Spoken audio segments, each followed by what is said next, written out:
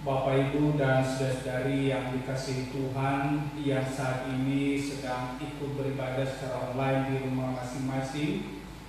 Firman Tuhan yang akan kita renungkan pada pagi hari ini terambil dari kitab 1 Tawarikh pasal 16 ayatnya yang ke-31 sampai ayatnya yang ke-36. Saya akan bacakan kepada kita semua. Beginilah firman Tuhan. Biarlah langit bersukacita dan bumi bersorak-sorak.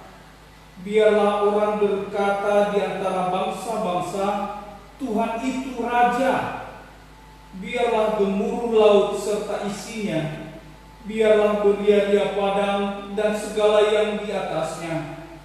Maka pohon-pohon di hutan bersorak-sorai di hadapan Tuhan, sebab Ia datang untuk menghakimi bumi. Bersyukurlah kepada Tuhan sebab Ia baik, bahwasanya untuk selama-lamanya kasih setianya. Dan katakanlah, selamatkanlah kami ya Tuhan Allah penyelamat kami, dan kumpulkanlah dan lepaskanlah kami dari antara bangsa-bangsa, supaya kami bersyukur kepada nama-Mu yang kudus dan bermegah dalam puji-pujian kepada-Mu. Terpujilah Tuhan Allah Israel dari selama-lamanya sampai selama-lamanya. Maka seluruh umat mengatakan, amin, pujilah Tuhan. Mari kita berdoa. Terima kasih ya Tuhan, kesempatan yang indah ini Engkau izinkan kami beribadah kepada Tuhan, memuji memuliakan nama Tuhan melalui pujian dan doa-doa kami. Dan pada saat ini Tuhan, kami juga rindu untuk mendengarkan firman Tuhan. Kami mohon biarlah Roh Kudus Tuhan mengurapi hati dan pikiran setiap kami, sehingga kami boleh menerima firman Tuhan yang akan memandu kehidupan kami sepanjang kami masih berada di dunia ini.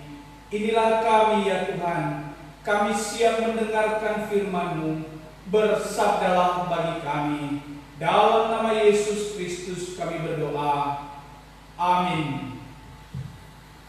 Bapak, Ibu, dan saudara-saudari yang dikasihi Tuhan, dimanapun Anda berada pada saat ini, saya ingin menyapa kita semua dalam nama Tuhan kita Yesus Kristus. Shalom. Shalom. Tema kebaktian kita pada pagi hari ini termasuk perenungan firman Tuhan adalah bersoraklah bagi Tuhan.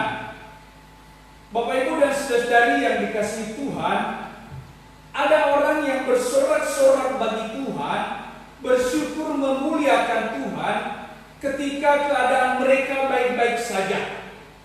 Mereka memiliki banyak harta, lalu mereka kemudian bersorak memuji Tuhan. Ada yang memuji bersorak kepada Tuhan karena ada jabatan yang sedang dipegang. Ada yang memuji Tuhan karena kondisi fisiknya yang sedang baik-baik saja, ia sehat. Dan segala pekerjaan, bisnis, apapun yang dilaksanakan berjalan dengan baik, maka ia akan dengan mudah bersorak, memuji, memuliakan Tuhan. Ini semua tentu baik adanya dan benar adanya. Bahwa dalam keadaan baik, dalam keadaan sukacita, kita memang patut dan wajib bersyukur, bersorak bagi nama Tuhan. Tetapi ada satu hal yang lebih mendasar, lebih substantif dari semuanya itu, yaitu ketika ada orang yang bersorak kepada Tuhan karena ia merasakan ada kehadiran Tuhan, kehadiran Allah di dalam kehidupannya. Percuma kalau ia banyak harta, ia punya banyak kuasa, hidupnya sehat, tetapi perasaannya hambar dan hampa karena dia tidak merasakan kehadiran Tuhan di dalam kehidupannya. Inilah yang dialami oleh Daud dan bangsa Israel ketika itu.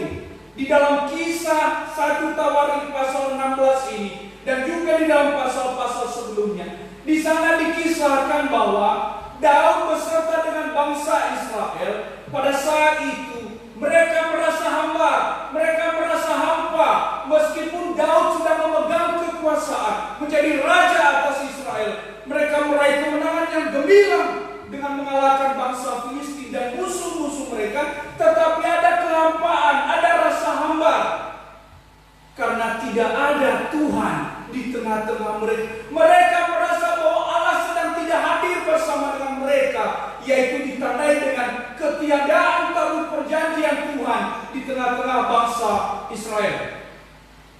Sehingga ketika Daud beserta dengan bangsa Israel, mereka berhasil membawa tabut perjanjian Tuhan yang berisi 2 loh batu tentang 10 hukum Taurat yang diberikan oleh Allah kepada Nabi Musa di Gunung Sinai, dan mereka berhasil membawa itu ke Yerusalem. Yang ada adalah mereka bersukacita dan bersorak-sorai bagi Tuhan.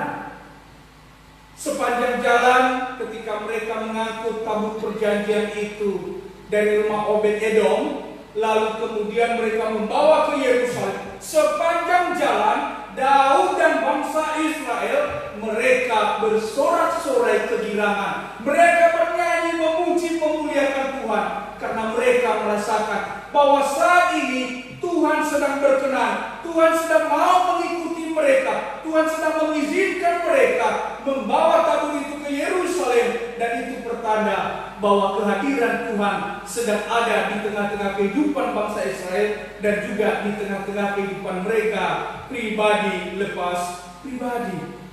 Bapak Ibu dan saudari yang dikasihi Tuhan, memang bagi bangsa Israel tabut perjanjian ini adalah betul-betul menjadi simbol kehadiran Tuhan. Ketika tabut perjanjian ini tidak ada di tengah-tengah mereka, maka mereka merasa bahwa Tuhan sedang jauh di dalam kehidupan mereka. Sehingga ketika tabut ini berhasil mereka bawa ke Yerusalem, yang ada adalah mereka bersyukur, mereka bersorak-sorai di hadapan Tuhan. Bapak Ibu dan saudari yang dikasihi Tuhan, makna sorak-sorai mereka ada 3.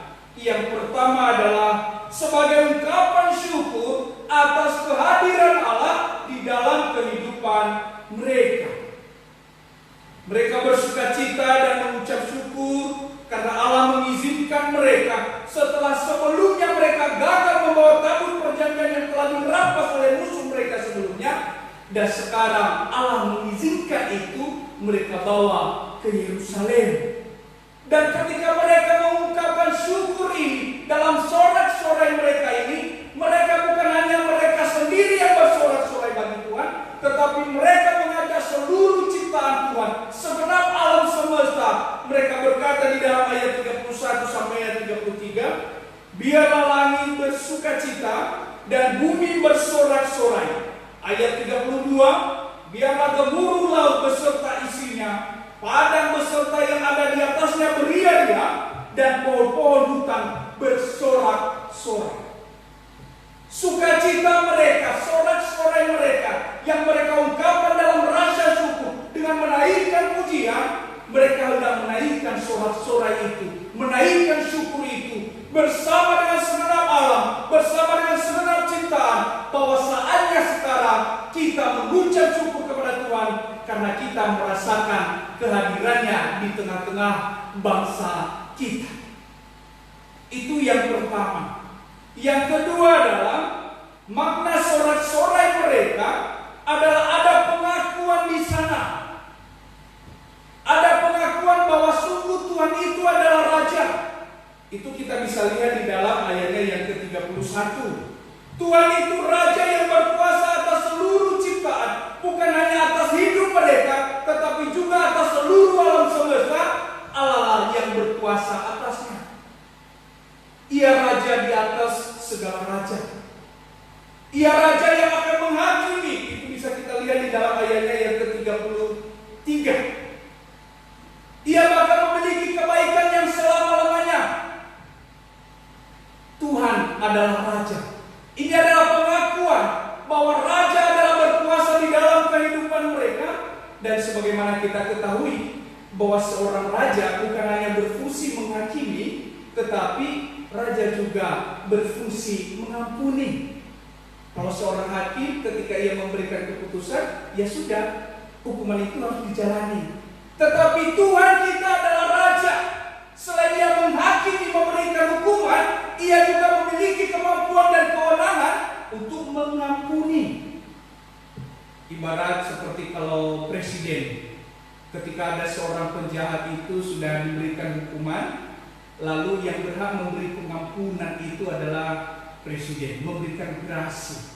Artinya dia adalah seorang yang memiliki kewenangan untuk memberikan pengampunan terhadap orang yang melakukan kesalahan, melakukan kejahatan dan telah dijatuhi hukuman. Tuhan kita adalah Tuhan Raja. Dia adalah berhak menghakimi, tetapi juga sekaligus berhak mengampuni. Di dalam sorak-sorai mereka juga mengakui bahwa Allah itu baik bukan hanya pada masa sekarang, tetapi sejak dulu, masa kini, dan juga di masa yang akan datang. Itulah yang mereka katakan di dalam ayatnya yang ke-34, bahwa Tuhan itu baik, kasih setianya untuk selama-lamanya. Ini adalah makna yang kedua. Yang pertama tadi, selain berucap syukur, makna sorak-sorai mereka yang kedua adalah mereka mengakui kedaulatan Tuhan, bahwa Tuhan itu Raja. Makna yang ketiga adalah sorak-sorai mereka bermakna akan pengharapan. Ada pengharapan di dalam kehidupan mereka. Mereka menyadari bahwa selama hidup ini masih berjalan, pergumulan hidup mereka akan terus ada. Musuh-musuh akan terus berdatangan silih berganti, hendak menghancurkan kehidupan mereka. Karena itu, sorak-sorai mereka bagi Tuhan ini juga bermakna pengharapan bahwa Tuhanlah yang akan menyelamatkan mereka, membebaskan mereka dari bangsa-bangsa, dalam pengertian membebaskan mereka dari musuh-musuh mereka, sehingga mereka boleh mengalami keselamatan, baik keselamatan di dunia, terlebih keselamatan kekal yang akan Tuhan anugerahkan di dalam kehidupan mereka. Inilah yang kemudian mereka katakan di dalam ayatnya yang ke-35. Selamatkanlah kami ya Tuhan Allah, penyelamat kami, kumpulkanlah dan lepaskanlah kami dari bangsa-bangsa. Maksudnya adalah musuh-musuh mereka, supaya kami bersyukur kepada nama-Mu yang kudus dan bermegah dalam puji-pujian kepada-Mu. Dalam pengharapan mereka ini pun, ketika mereka nanti mendapatkan keselamatan, itu bukan menghebatkan diri mereka, tetapi sekali lagi untuk menjadi hormat dan kemuliaan bagi nama Tuhan, supaya mereka bisa bersorak-sorai lagi dan bersyukur kepada Tuhan. Bapak Ibu dan saudari yang dikasihi Tuhan, lalu refleksi atau makna bagi kita saat ini di tengah-tengah penderitaan, di tengah-tengah kesulitan hidup karena ada wabah virus corona di mana-mana. Mungkin kita atau di antara Bapak Ibu ada yang akan berkata, ya wajarlah Pak, Daud dan Israel bersorak-sorai karena mereka sedang bersuka cita atas kehadiran Allah dalam simbol tabut Tuhan di tengah-tengah mereka. Tabut perjanjian itu sudah dibawa ke Yerusalem. Wajarlah kalau mereka bersorak-sorai. Coba kalau mereka sedang menderita, pasti mereka juga sulit untuk bersorak-sorai. Kita pada saat ini sedang merasa kesulitan, sedang menderita. Walaupun kita sedang tidak sakit oleh karena virus, tetapi kita menderita oleh karena tekanan ekonomi. Kita sulit untuk melakukan interaksi sosial secara langsung. Lalu kita merasa, wah, kalau mereka kan wajar mereka bersorak-sorak karena mereka sedang bersuka cita. Kalau kita yang saat ini sedang menderita, bagaimana kita bisa bersorak-sorai bagi Tuhan?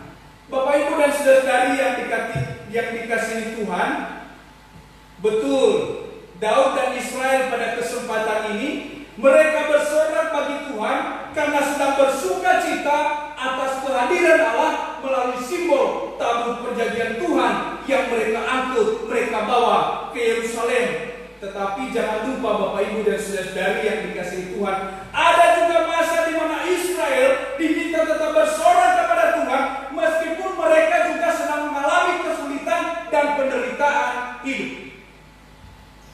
Itu bisa kita lihat di dalam kitab Habakuk pasal 3 ayat 17 sampai 19. Ini keadaan yang bertolak belakang. Kalau saat ini dalam bersuka cita dan bersorak-sorai, tetapi pada kesempatan lain Nabi Habakuk bersama dengan bangsa Israel, mereka juga diminta bersorak-sorai bagi Tuhan, bersyukur kepada Tuhan dan berkata, sekalipun pohon ara tidak berbunga, pohon anggur tidak berbuah, pohon zaitun mengecewakan, ladang tidak menghasilkan, kambing domba terhalau dari kandangnya, dan juga tidak ada lembu sapi. Namun aku akan bersorak-sorai di dalam Tuhan, beria-ria di dalam Allah yang menyelamatkan aku.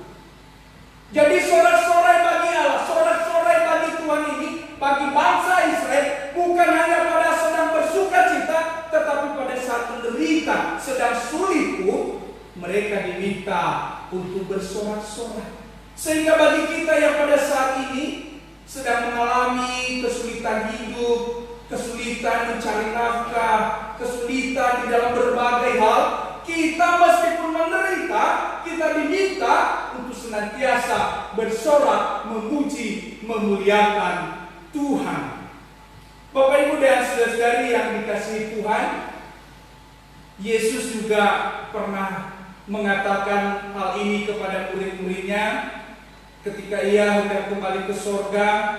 Di dalam Matius pasal 28 ayat 20b, ia berkata kepada murid-muridnya, dan ketahuilah, aku menyertai kamu senantiasa sampai kepada akhir zaman.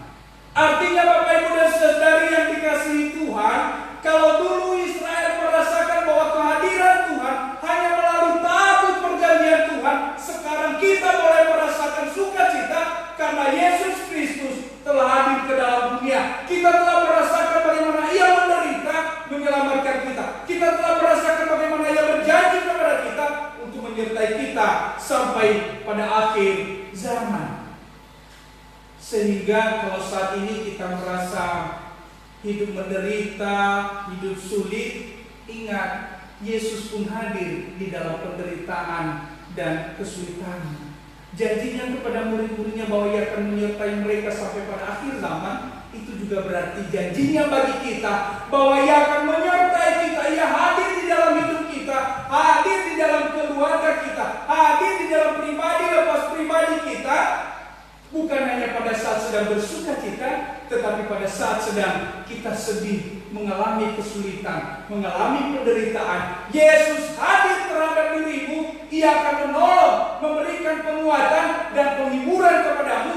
Roh Kudus juga telah Ia utus di dalam kehidupan setiap orang yang percaya kepadanya.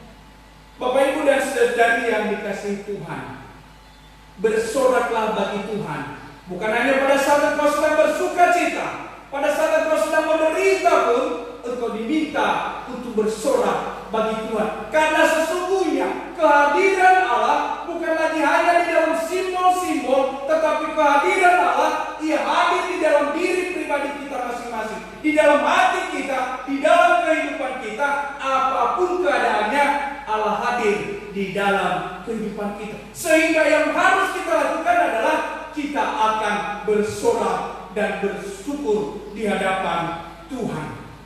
Bapak Ibu dan saudara-saudari yang dikasihi Tuhan, ketika kita sudah merasa bahwa Tuhan hadir di dalam kehidupan kita, maka selayaknya kita akan bersorak, memuji, memuliakan Dia, meskipun keadaan kita, entah itu baik, entah itu buruk, entah sedang bersuka cita, entah sedang berduka cita, entah sedang dalam sorak-sorai di dalam kehidupan ini, tetapi kita akan senantiasa mengucap syukur kepada Tuhan, mengakui kedaulatannya, sekaligus menaruh pengharapan kepada Tuhan.